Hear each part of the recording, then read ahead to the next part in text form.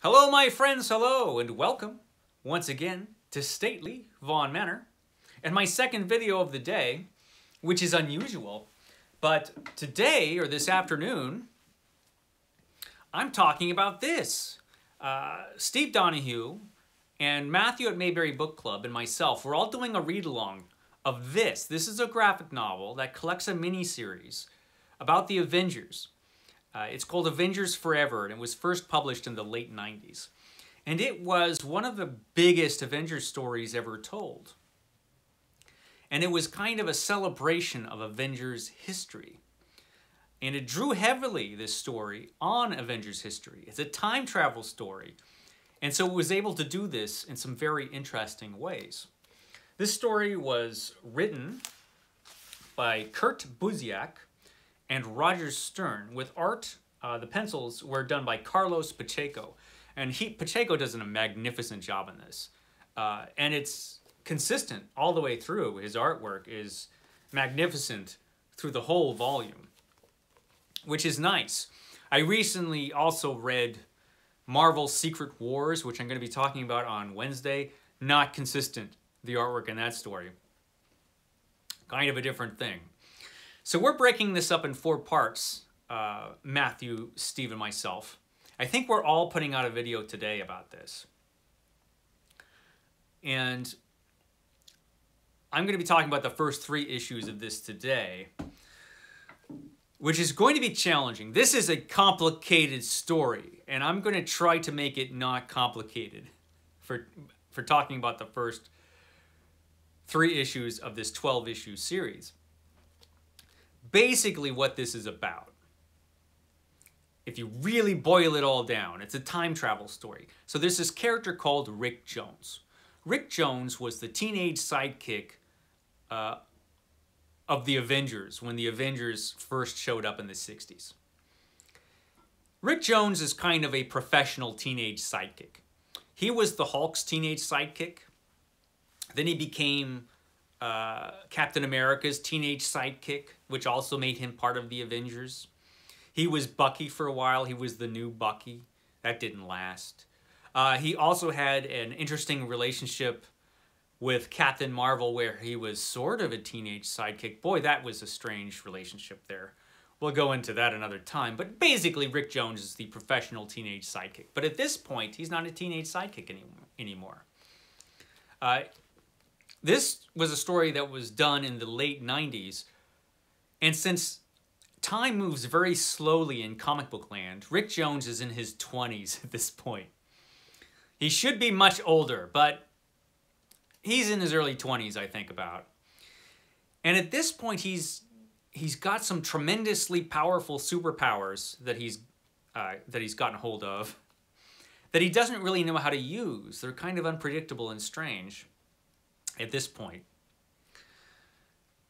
But he has become the target of Immortus. Now, Immortus is the master of time. And so the master of time has decided that Rick Jones has just got to go. I got to get rid of Rick Jones. And so Rick Jones is able, using his strange powers, to summon the Avengers. But this band of Avengers is an interesting band of Avengers. He plucks Avengers from different points in time, and he comes up with this band of Avengers.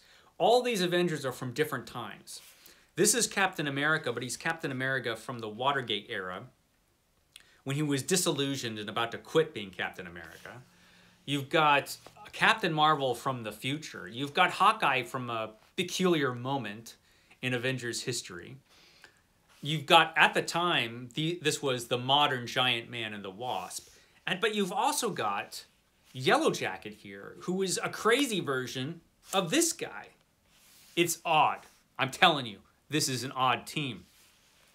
So he's plucked these guys out of the time stream, and they're actually teaming up a bit with this guy, Kang the Conqueror, who is a villain. But the reason is because Kang the Conqueror is going up against Immortus. They are enemies, which is odd, because they're the same guy, but from different times. Yeah, there's stuff like that in this. So it's a little confusing. And I remember the first time I read this, I was a bit confused because at the time I did not know Avengers history, worth a damn, because I didn't have access to a bunch of old issues of the Avengers like I do now. And I hadn't read a ton of Avengers 20 years ago when I first read this. This is the very graphic novel I read originally. So I remember there were moments where I was like, what's going on? Who are these people? The confusing parts of this all have to do with the characters and the characters' history. The basic story isn't that different from some of the things we've seen in comic books and science fiction stories. Basically, this is a big epic time travel science fiction adventure, where basically we have the big bad guy Immortus who wants to get Rick Jones and kill him off because he's got a scheme or something, and he's got designs on the time stream or streams itself or themselves.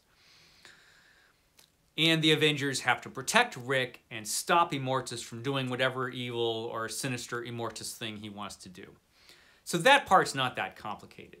But when it comes to the characters, it can be, because they're referring a lot to history that you don't know anything about if you don't know Avengers history.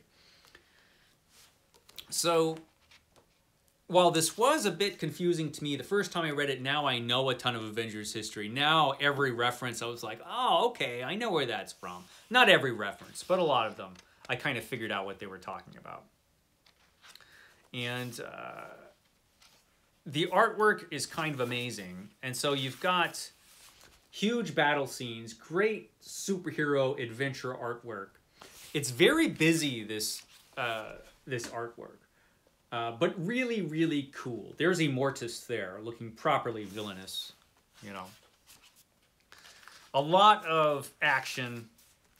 And sandwiched in between the action, we've got some exposition and plot points. And when we're really lucky, we get some interaction between the characters, which is the most interesting part of this story. Because it's kind of like if you run into a friend or friends, but they're friends from different points in your lives. So you've got this one friend here, but it's not the friend you know, it's the friend you're gonna know in 10 years. So your relationship is completely different 10 years from now than it is now. And then you've got this other person over here, and you hate this person. This person's a villain. But no, not from their time. In their time, you guys are friends and even allies. So what the hell? So watching these characters interact with each other is really kind of cool. And that is the coolest part of this series. And the action is pretty stunning. The artwork is pretty remarkable. And there are a lot of footnotes.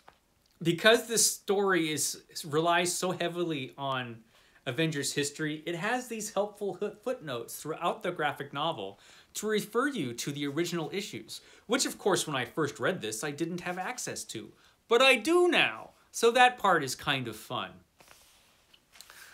By the end of this story, or the first 3 issues of this story, we have the characters, they've teamed up with Kang the Conqueror. They go to Kang's city, they fight a bunch of warriors who are pulled out of the time stream from different times. They have this epic battle where they can't kill anybody because they're superheroes, but they fight anyway, and they end up having to kind of run off with Rick and try to protect him in a time machine that looks like a sphinx that was Kang the Conqueror's time machine back when he was a different character. Also, Immortus gets a hold of the Forever Crystal, which you know is important because of the lettering. And he's going to use this Forever Crystal to cause trouble. And so the first 3 issues of this went along pretty quick. It was a pretty quick read reading the first 3 issues. Lots of action, lots of adventure, great artwork. Excellent stuff. It's a good time. Not as confusing as I remember it being, because like I said, I know a lot of the Avengers history now. I suspect that even if you don't know Avengers history, you can follow the basic story pretty well, because the story is so far not that complicated. But as far as the characters and their relationships to each other and some of the things that they have experienced and are talking about, yeah, that could be a little bit like, what? Still, excellent story so far. And this was really a pivotal Avengers story. And I don't remember how it all turns out because I read it 20 years ago. So this is going to be fun. So I'm going to link down below Matthew at Mayberry Bookclub's channel and Steve Donoghue, Steve Donoghue's channel. I'll check when I put this up in an hour or two, whenever I do. And if their videos are up for this, I will link them. But to the 6 of you who are watching, who enjoy comic books, I appreciate it. I guess I'll be back up here next Sunday afternoon talking about this as well, the next 3 issues, issues 4, 5, and 6, to get further into the story. And yeah, that's all I have to say about it at this time. I will catch you next time. Be sure to catch the Robert E. Howard Show tomorrow. It'll be thrilling. Okay, guys, I'll catch you next time.